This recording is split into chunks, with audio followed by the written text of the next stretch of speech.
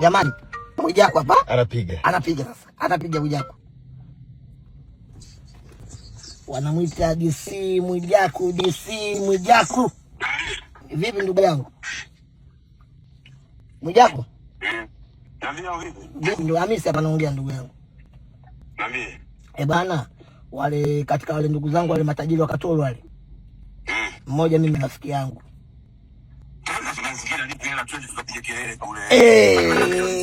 Watupata milioni 10. Sasa mmoja mimi rafiki yangu sasa Mwijaku kanipigia leo simu mida kama saa 6 hivi kanipigia simu.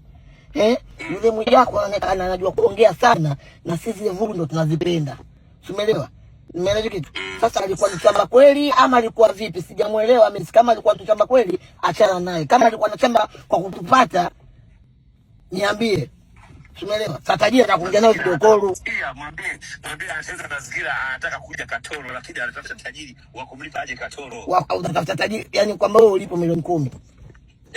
Nipe milioni 10 yende kafanye fujo tajiri wote kule nikamsifia mama. Na tajiri atakuja nao kidokoro. Tengeneza mazingira kwa mama yako. Sina hela. Uko wapi Mwijaku?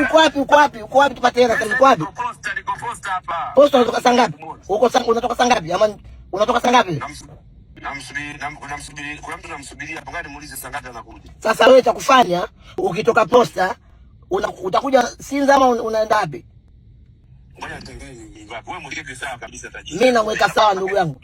Tuanze kufunga safari kwa mamake vipi kesho kutwa twende kwa mamake anasema Katoro mzima tajiri ni huyu kwa mamake nimefuta kauli. Mamake anaonyesha mali yake anasema nimefuta kauli. Na mimi nimefuta kauli na mimi nilimwambia yule ndugu yangu nikamwambia hivi Mwijaku sijamzoea hivyo, hiyo jeuri ya kuchama matajiri hana. Hiyo jeuri hana. Ile anasema tu basi kufurahisha watu. Tengeneza mazingira basi. Basi nakupigia ngoja nani hapo. Nitengeneza mazingira tutakurudia baadaye. Mwijaku mmemsikia jamani?